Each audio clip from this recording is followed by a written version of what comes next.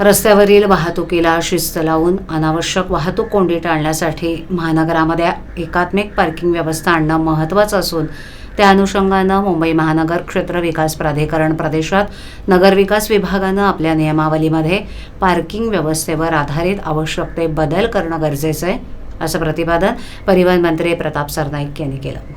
ते या संदर्भात मंत्रालयात बोलवलेल्या मुंबई महानगर क्षेत्र विकास प्राधिकरण प्रदेशातील महापालिका आयुक्तांच्या बैठकीत बोलत होते. यावेळेला परिवहन विभागाचे अतिरिक्त सचिव संजय सेठी, नगरविकास विभागाचे अतिरिक्त सचिव असीम गुप्ता तसंच परिवहन आयुक्त विवेक भीमनवार यांच्यासह मुंबई, ठाणे, नवी मुंबई, भिवंडी, निजामपूर, पनवेल, मीरा भाईंदर, वसई विरार या महापालिकेचे आयुक्त उपस्थित होते. मंत्री सरनाईक म्हणाले की भविष्यात शहराच्या विकास आराखड्यात पालिकेनं पार्किंगसाठी विशेष जागा उपलब्ध करून देणं बंधनकारक ठरणार आहे.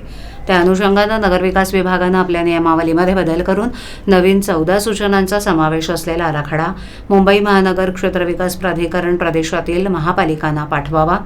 यावेळेला बोलताना नगरविकास खात्याचे अतिरिक्त सचिव असीम गुप्ता म्हणाले की भविष्यात रस्त्याच्या कडेला असलेल्या अवैध पार्किंगमुळे होणारी वाहतूक कोंडी टाळण्यासाठी पालिकेनं आपल्या मोकळ्या जागेवर पे अँड पार्कवर आधारित पार्किंग व्यवस्था निर्माण करणं गरजेचं आहे. तसंच खासगी सोसायटी आणि जागा मालकाच्या पूर्व परवानगीनं कार्यालयीन वेळेच्या पश्चात पे अँड पार्कवर आधारित पार्किंग व्यवस्था निर्माण करण्यासाठी देखील पालिकेनं चाचपणी करणं आवश्यक आहे.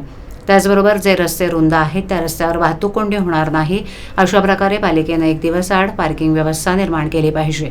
तसंच पे अँड पार्कवर आधारित असलेली पार्किंग व्यवस्था ही मनुष्य हस्तक्षेपाशिवाय होण्यासाठी फास्टॅगवर आधारित असल्यास लोकांना त्याचा सहज वापर करणं शक्य होईल.